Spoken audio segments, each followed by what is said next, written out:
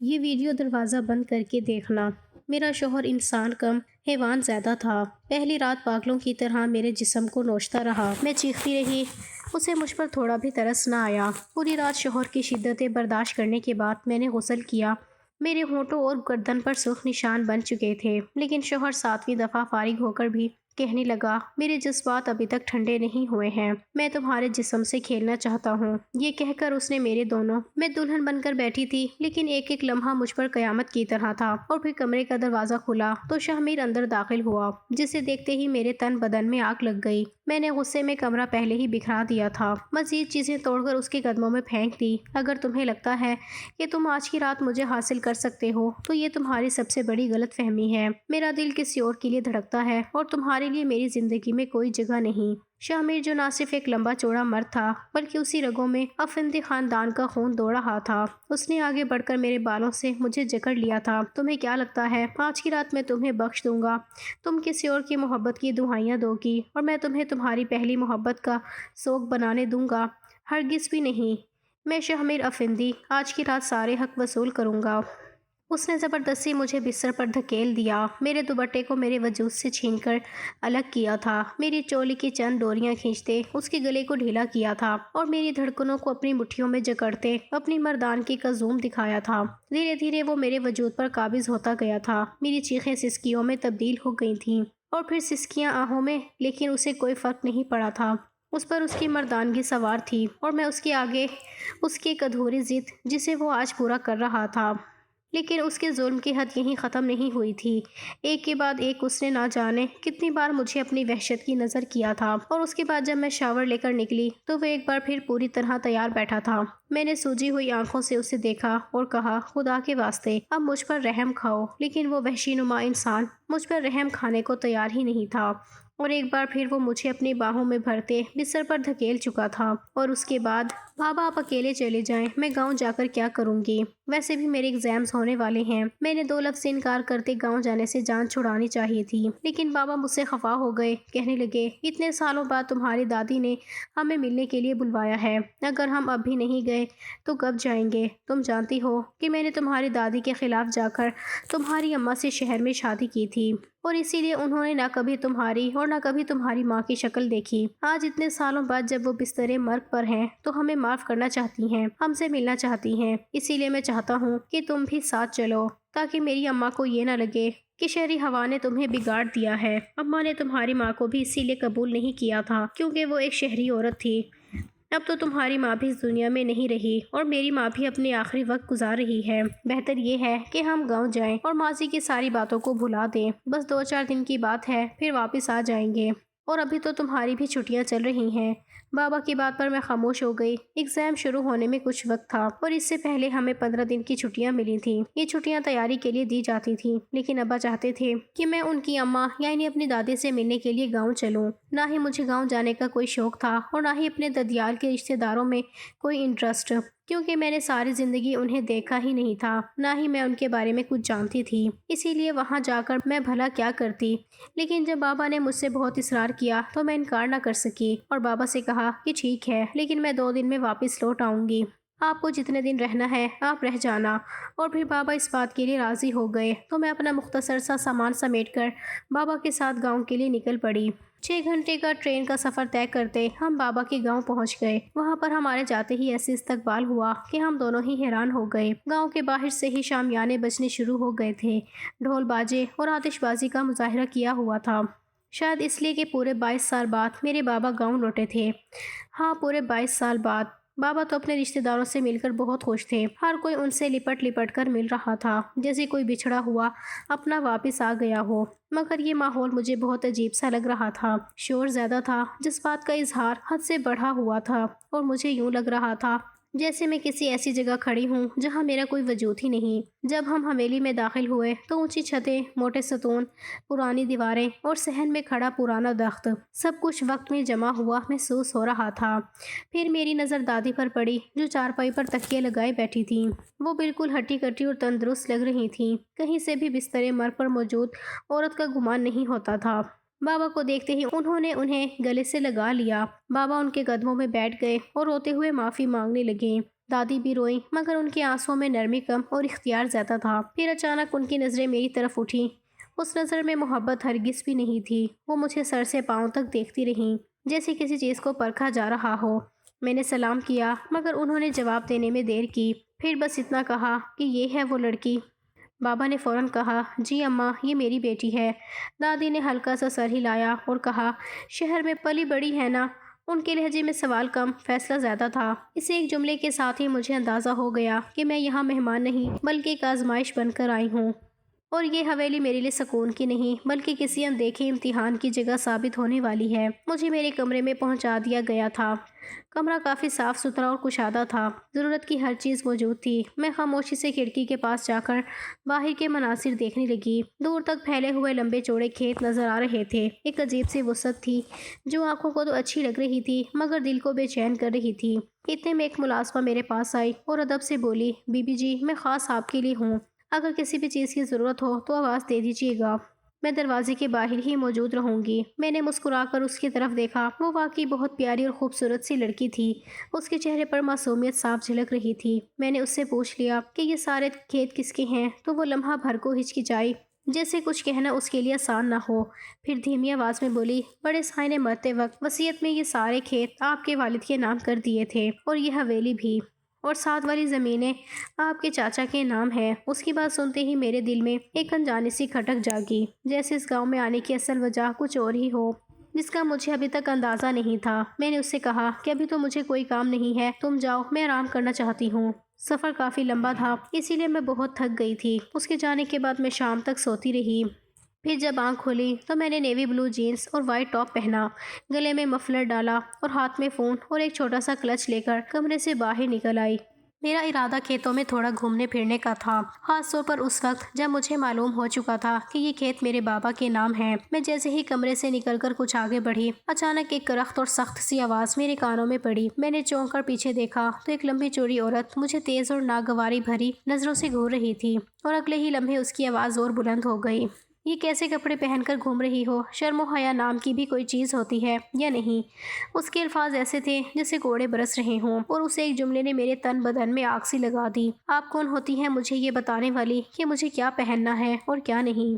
میں اپنی مرضی کی مالک ہوں۔ میری بات سن کر اس عورت کے چہرے پر بل پڑ گئے اور وہ ایک قدم آگے آ کر بولی، بات سنو لڑکی، میں اس حویلی کی مالک ہوں۔ تمہاری ماں کو نہ اس حویلی میں کبھی عزت ملی اور نہ ہی جگہ، اور اگر وہ آج بھی زندہ ہوتی تو تم یہاں کھڑی ہونے کے قابل نہ ہوتی۔ میں تمہارے رشتے میں چچی لگتی ہوں مگر بہت جلد ہمارے رشتے بدلنے والے ہیں، اور پھر تم وہی کرو گی جو میں چاہوں گی۔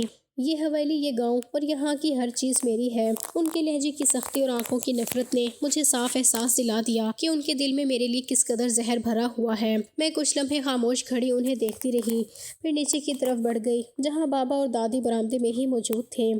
دادی نے مجھے اس لباس میں دیکھ کر ناگواری سے منہ بنایا اور فوراً اپنی بیٹی سے مخاطب ہو کر بولی، اس لڑکی سے کہو اس طرح کے کپڑے پہن کر یہاں نہ گھوما کرے، گاؤں میں ہماری بدنامی ہوگی۔ یہ شہر نہیں ہے جہاں عورتیں آوارہ گردی کرتی پھریں اور اپنی مرضی چلائیں۔ ہمارے گھر کی عورتیں چادر اوڑھ کر اور نظریں جھکا کر باہر نکلا کرتی ہیں۔ دادی کی بات پر میں نے گھور کر بابا کو دیکھا تھا مگر بابا نے نظریں جھکا کر آہستہ لہجے میں بس اتنا کہا تھا، بیٹی لباس بدل لو، یہاں کی روایتیں ذرا مختلف ہیں۔ بابا کے منہ سے یہ جملہ سن کر مجھے جیسے کسی نے اندر سے توڑ دیا ہو۔ مجھے ان سے ہرگز ایسی امید نہیں تھی۔ مجھے ہمیشہ یہی لگا تھا کہ بابا ہر حال میں میرا ساتھ دیں گے۔ میری خود اعتمادی، میری بے باکی، میری سوچ، سب کچھ تو مجھے بابا سے ہی ملا تھا، مگر اس حویلی میں آ کر بابا جیسے بدل گئے تھے، اور مجھے اس بات کا شدت سے افسوس ہو رہا تھا کہ میں ان کے کہنے پر یہاں آئی ہوں۔ کیوں؟ میں نے غصے اور دکھ سے بابا کی طرف دیکھا اور کہا کہ میں واپس جانا چاہتی ہوں۔ میری بات سنتے ہی دادی کے ہونٹوں پر ایک سرد سی مسکراہٹ آ گئی اور وہ بولی، اب یہ خیال اپنے دل سے نکال دو، ہم نے شہمیر کے ساتھ تمہاری بات پکی کر دی ہے، بہت جلد تم دونوں کی شادی ہو جائے گی، اب تمہارا اس شہری دنیا سے کوئی تعلق نہیں رہا۔ دادی کے الفاظ سنتے ہی میرے ہوش اڑ گئے۔ میں گھبرا کر فوراً بابا کی طرف پلٹی مگر بابا نے نظریں چرا لی۔ اس لمحے مجھے یوں لگا جیسے کسی نے میرے سر پر آسمان لا کر رکھ دیا ہو۔ میں چیخ اٹھی، یہ آپ کیا کہہ رہی ہیں؟ میں کسی شہمیر سے شادی نہیں کرنے والی، میں ابھی اسی وقت شہر واپس جا رہی ہوں اور میں نے غصے میں حویلی سے باہر جانے کا رخ کیا ہی تھا کہ دادی کی گرج دار آواز گونجی، خبردار جو اس گھر سے باہر قدم رکھا، اس حویلی کی عورتوں کو نہ ہم سے اونچی آواز میں بات کرنے کی اجازت ہے اور نہ ہی ہماری اجازت کے بغیر دہلیز پار کرنے کی۔ شاہ میر تمہارے چچا کا بیٹا ہے اور تمہاری شادی اسی سے ہوگی، یہ بات ہم تمہارے باپ کو پہلے ہی بتا چکے ہیں۔ گھر کی عزت گھر میں ہی رہے تو بہتر ہے، ایسا نہ ہو کہ اپنے باپ کی طرح تم بھی شہر میں جا کر الگ دنیا بسانے کا خواب دیکھو۔ ہمیں اپنے خون میں ملاوٹ کسی صورت برداشت نہیں۔ دادی کے یہ الفاظ میرے کانوں میں ہتھوڑے بن کر لگ رہے تھے۔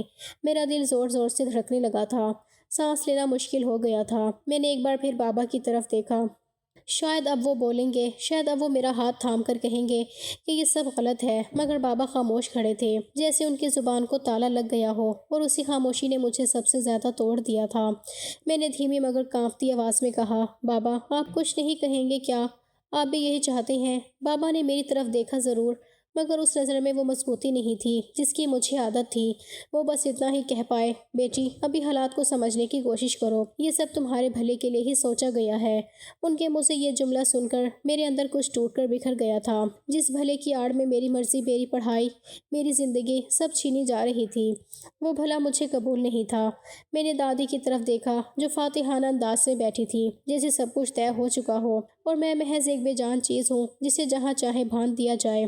اسی لمحے مجھے احساس ہوا کہ یہ حویلی صرف اینٹوں اور دیواروں کا نام نہیں بلکہ ایک قید خانہ ہے، اور میں یہاں مہمان نہیں بلکہ قیدی بن کر آئی ہوں، اور یہ قید 2 دن کی نہیں بلکہ شاید پوری زندگی کی ہونے والی ہے۔ میں نے نفی میں سر ہلایا اور تیزی سے حویلی سے باہر نکلنے لگی، مگر دروازے پر کھڑے پہرے داروں نے فوراً راستہ روک لیا اور بھاری کواڑ بند کر دیے۔ مجبوراً مجھے وہیں رکنا پڑا اور ٹوٹے قدم کے ساتھ واپس اپنے کمرے میں آ گئی۔ کمرے میں پہنچتے ہی میں زمین پر بیٹھ گئی اور سسک سسک کر رونے لگی، دل پر جیسے کسی نے بوجھ رکھ دیا ہو۔ کچھ دیر بعد بابا کمرے میں آئے اور بیٹی کہہ کر میرے سر پر ہاتھ رکھنے لگے تو میں نے ان کا ہاتھ جھٹک دیا اور روتے ہوئے کہا، آپ جھوٹے ہیں، آپ نے میرے ساتھ بے ایمانی کی ہے۔ آپ نے کہا تھا بس 2 دن کی بات ہے، مگر یہ نہیں بتایا تھا کہ آپ مجھے یہاں میری پوری زندگی برباد کرنے کے لیے لے کر آئے ہیں۔ میری بات سن کر بابا خود بھی رو پڑے، ان کی آواز کانپ رہی تھی۔ وہ بولے، مجھے اندازہ نہیں تھا کہ یہاں آ کر مجھے ایسا فیصلہ کرنا پڑے گا۔ میں اس نیت سے نہیں آیا تھا، میں تو صرف اپنی بیمار ماں سے ملنا چاہتا تھا، اس سے معافی مانگنا چاہتا تھا، مگر اماں نے مجھے واسطہ دے دیا کہ تمہاری اور شاہ میر کی شادی کر دو۔ وہ شاہ میر کے لیے خاندان سے باہر دولہا لانا ہی نہیں چاہتی، اور پھر میرے مرحوم والد کی بھی یہی وصیت تھی۔ بابا کچھ لمحے رکے، پھر دھیمی آواز میں بولے، تمہارے دادا نے جاتے جاتے سارے کھیت میرے نام کر دیے تھے اور یہ حویلی بھی، جبکہ ساتھ والی زمینیں تمہارے چچا کے نام ہوئی تھیں۔ تمہارے چچا کا انتقال بہت عرصے پہلے ہو چکا تھا، اب تمہاری بیوہ چچی اور ان کا بیٹا ہی سب کچھ سنبھال رہے ہیں۔ اماں چاہتی ہیں کہ یہ سب جائیداد خاندان میں ہی رہے، اور اگر ان کی یہ خواہش ہے کہ تم اس گھر کی بہو بنو تو میں بھی ان کی بات کے آگے نہیں جا سکا۔ بابا کی باتیں سن کر میرے آنسو اور تیز ہو گئے۔ مجھے صاف محسوس ہو رہا تھا کہ یہ سب صرف رشتے یا روایت کا مسئلہ نہیں بلکہ زمین اور حویلی کی ایک خاموش جنگ ہے جس میں مجھے مہرہ بنا دیا گیا تھا۔ میں نے غصے سے بابا کی طرف دیکھا اور تلخ لہجے میں کہا، جب آپ نے ماما سے شادی کی تھی تب آپ کو یہ خیال کیوں نہیں آیا تھا کہ آپ کی والدہ ناراض ہو جائیں گی یا یہ زمین جائیداد سب آپ کے ہاتھ سے نکل جائے گی؟ اس وقت آپ نے اپنی محبت کو ترجیح دی تھی، تو آج میری باری آئی ہے تو آپ کو یہ زمین اور یہ حویلی کیوں اتنی اہم لگ رہی ہے؟ میری بات پر بابا نے آنسو پوچھے اور گہری سانس لے کر بولے، تم غلط سمجھ رہی ہو، میں یہ سب کچھ زمین یا جائیداد کے لیے نہیں کر رہا، بلکہ ایک وجہ اور ہے جس کی وجہ سے مجھے یہ فیصلہ لینا پڑ رہا ہے۔ میں یہ سب تمہارے مستقبل کی ضمانت کے لیے کر رہا ہوں، کیونکہ اگر آج میں نے یہ فیصلہ نہیں مانا تو کل کو تمہاری جان کو بھی خطرہ ہو سکتا ہے۔ تمہیں کیا لگتا ہے کہ یہ لوگ ہمیں اتنی آسانی سے بخش دیں گے؟ بابا کی آنکھوں میں اس لمحے مجھے ایک عجیب سا درد اور خوف نظر آیا، اور پہلی بار مجھے احساس ہوا کہ شاید معاملہ صرف شادی کا نہیں بلکہ اس سے کہیں زیادہ گہرا ہے۔ میں نے کچھ دیر خاموش رہنے کے بعد بابا کی طرف دیکھا اور کہا، اگر واقعی ایسا ہی ہے بابا تو آپ اپنی مرضی سے یہ سب کچھ دادی کے نام کر دیں۔ یہ حویلی، یہ کھیت، یہ زمینیں، ہمیں کچھ نہیں چاہیے، مجھے بس یہاں سے واپس جانا ہے۔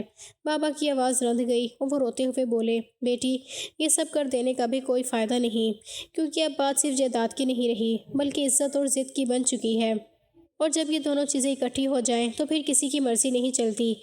بلکہ صرف طاقت بولتی ہے۔ میری ماں کو یہ ضد ہو چکی ہے کہ وہ تمہیں اسی خاندان کی بہو بنائیں گی۔ بابا رندھی ہوئی آواز میں بولے، اب اگر میں تمہیں واپس شہر لے بھی گیا تو بھی وہاں تمہاری جان کو خطرہ ہوگا، اور پھر انہوں نے خود ہی پورے گاؤں اور خاندان کے سامنے مجھ سے پوچھے بغیر تمہاری اور شاہ میر کے رشتے کا اعلان کر دیا ہے۔ شاہ میر کو یہ بات بتا دی گئی ہے کہ تم اس کی منگیتر ہو۔ اب اگر میں تمہیں یہاں سے لے گیا اور تمہیں کسی اور سے جوڑنے کی کوشش کی تو شاہ میر کسی کی جان لینے سے بھی دریغ نہیں کرے گا، کیونکہ اس کے لیے اب تم صرف اس کی عزت بن چکی ہو۔ بابا کے یہ الفاظ میری ذات کو روندتے چلے گئے۔ مجھے یوں لگا جیسے میری پہچان، میری مرضی اور میری پوری زندگی چند لفظوں میں ختم کر دی گئی ہو۔ میں تڑپ کر بولی، یہ کیسا خاندان ہے بابا؟ یہ کیسا قانون ہے؟ کس سے پوچھ کر دادی نے یہ اعلان کیا تھا؟ کیا آپ سے اجازت لی گئی تھی؟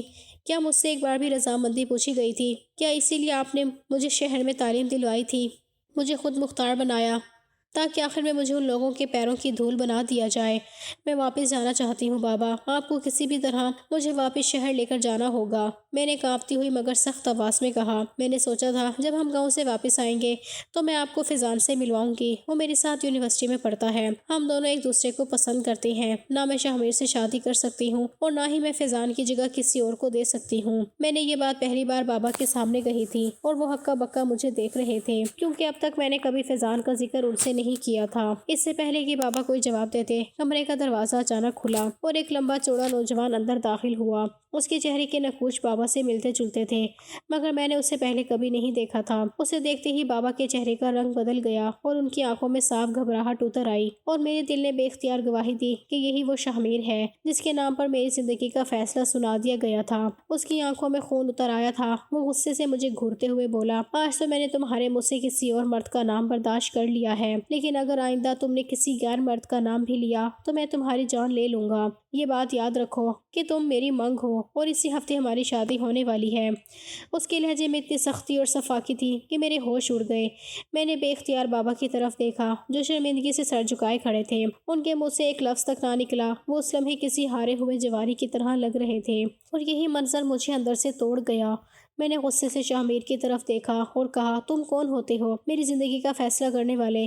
میں فیضان سے محبت کرتی تھی، کرتی ہوں اور کرتی رہوں گی، اور وہی میری زندگی کا حصہ بنے گا۔ اس لیے اپنے دل سے یہ غلط فہمی نکال دو کہ تم جیسے تنگ نظر اور جابر انسان کو مجھ جیسی شہر کی پڑھی لکھی لڑکی مل جائے گی۔ مجھے جیسے ہی موقع ملا میں یہاں سے بھاگ جاؤں گی۔ میں نے یہ بات غصے اور تیزی میں کہی تھی، اور اسی لمحے شاہ میر آگے بڑھا اور میرا بازو زور سے پکڑ لیا۔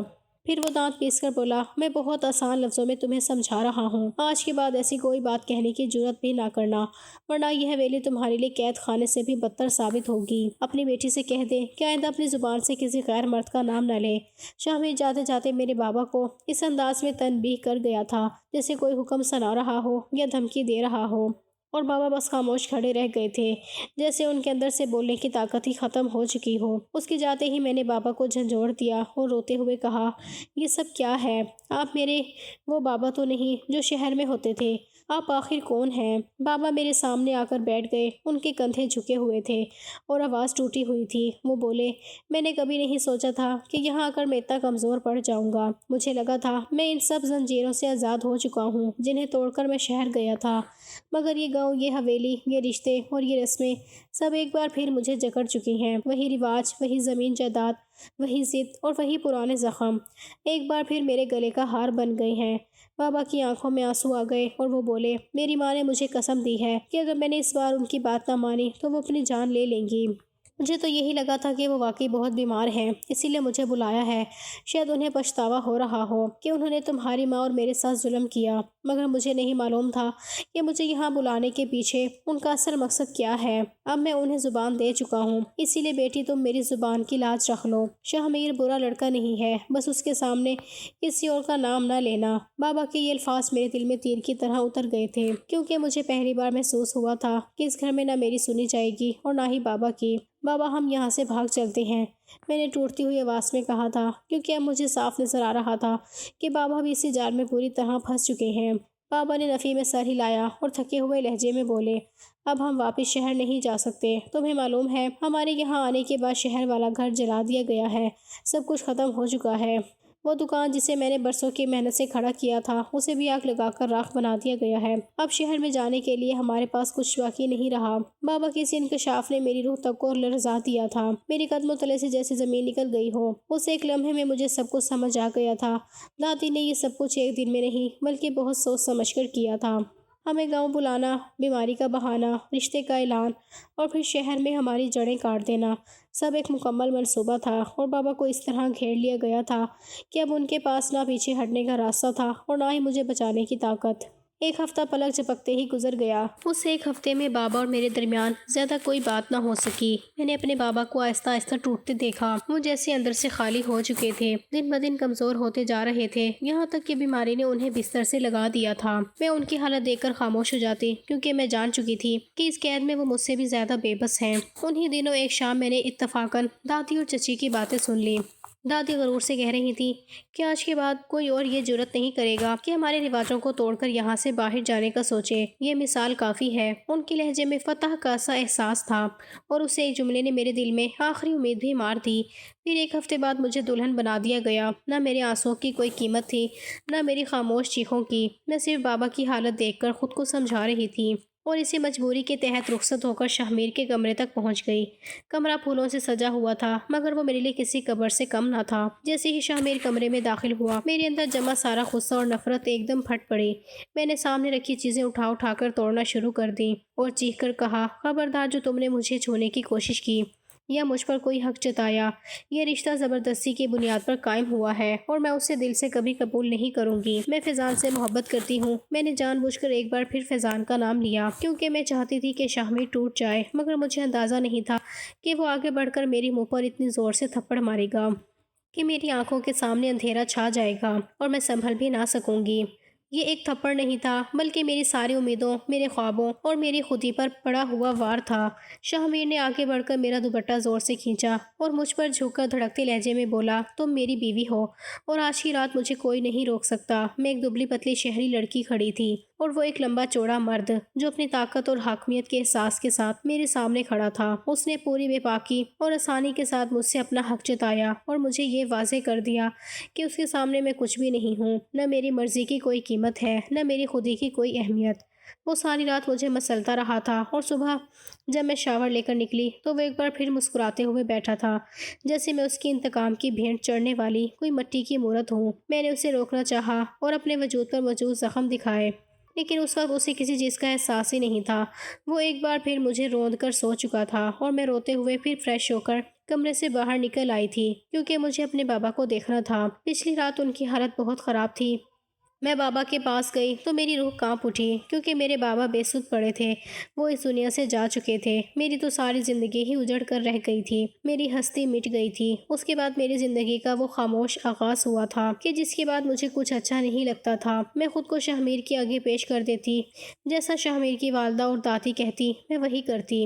دھیرے دھیرے میرے لیے زندگی کا مقصد بس ختم ہونے لگا تھا، لیکن پھر اچانک مجھ پر ایک راز کھلا جسے جان کر میں حیران رہ گئی۔ شاہمیر ایک پڑھا لکھا مرد تھا۔ وہ گاؤں میری شادی سے کچھ عرصہ قبل ہی آیا تھا، اور ان کا ان ساری سیاستوں سے کوئی واسطہ نہیں تھا۔ دادی نے اسے میرے خلاف بھڑکایا تھا اور بتایا تھا کہ شہر میں میرے کئی مردوں سے تعلقات ہیں، اسی لیے بابا بہت پریشان ہیں اور مجھے گاؤں لے کر آئے ہیں تاکہ مجھے عزت کے ساتھ اس کی دلہن بنا سکیں۔ اس کی نظر میں ایک بد کردار لڑکی تھی، اسی لیے وہ مجھے آج تک روندتا آیا تھا۔ یہ سچ میں نے اس وقت جانا جب چچی اور دادی آپس میں بات کر رہے تھے۔ مجھے سمجھ آ گیا تھا کہ شاہمیر برا نہیں ہے، اسے میرے حق میں برا کیا گیا ہے۔ میں آہستہ آہستہ شاہمیر پر ساری سچائی کھولنے لگی تھی۔ اسے بتایا تھا کہ ہمیں کس طرح دھوکے سے بلوایا گیا، ہمارے شہر کے گھر کو آگ لگوائی گئی، صرف اس لیے کیونکہ بابا نے سالوں پہلے اپنی محبت کی شادی کی تھی۔ پہلے تو شاہمیر کو یقین نہیں آیا، اور شاید اس کی وجہ یہ بھی تھی کہ اس نے خود میرے منہ سے فیضان کا نام سنا تھا، اسی لیے مجھے بد کردار سمجھا تھا۔ لیکن پھر دھیرے دھیرے اس پر سے سچائی کے پردے اٹھتے گئے۔ اس نے مجھ سے اپنے ہر عمل کی معافی مانگ لی تھی۔ دادی بستر مرگ پر پہنچ گئی تھی اور اس کی ماں گاؤں کے مسئلوں میں الجھ گئی تھی، جبکہ میں ہر وقت اپنے کمرے میں چپ چاپ رہتی تھی۔ پھر ایک دن شاہمیر نے خود مجھ سے کہا کہ اگر میں اس رشتے سے آزادی چاہتی ہوں تو وہ مجھے آزاد کرنے کو تیار ہے۔ شاید اسے اپنی ہر غلطی سمجھ آ گئی تھی، لیکن میں نے آہستہ سے اس کا ہاتھ تھام لیا اور کہا کہ میں رشتے سے آزادی نہیں چاہتی، بلکہ میں ان زنجیروں سے آزادی ضرور چاہتی ہوں۔ میرے ارد گرد جو بیڑیاں ہیں میں ان سے آزاد ہونا چاہتی ہوں۔ میں گاؤں کی کھلی فضا میں سانس لینا چاہتی ہوں، یہاں کی لڑکیوں کو تعلیم دینا چاہتی ہوں اور مردوں کو یہ شعور کہ ہر عورت اپنی مرضی سے فیصلہ کرنے کا حق رکھتی ہے۔ میری بات پر شاہ میر مسکرا دیا تھا۔ وہ خود پڑھا لکھا سمجھدار تھا، وہ خود بھی اپنے گاؤں میں تبدیلی چاہتا تھا، اسی لیے اس نے میرا ساتھ دیا۔ پھر دادی دنیا سے گزر گئی، اپنی ساری ضد اور انا سمیت۔ چچی نے شروع میں تو میری اور شاہ میر کی مخالفت کی، لیکن پھر دھیرے دھیرے وہ خاموش ہو گئیں۔ میں نے اور شاہ میر نے گاؤں کے بچوں کو تعلیم دینی شروع کی، لڑکیوں کو خود اعتمادی سکھائی اور لڑکوں کو شعور دیا کہ وہ عورت کی عزت اور آزادی کے رکھوالے بن سکیں۔ آج میں اور شاہ میر 2 بچوں کے ماں باپ ہیں۔ ساتھ ہی ہم نے اس بات کا عزم کیا ہے کہ ہم اپنے بچوں کے پیروں میں گاؤں کی وہ بیڑیاں نہیں ڈالیں گے جو صدیوں سے یہاں کے بچوں کے حصے میں آئی ہیں۔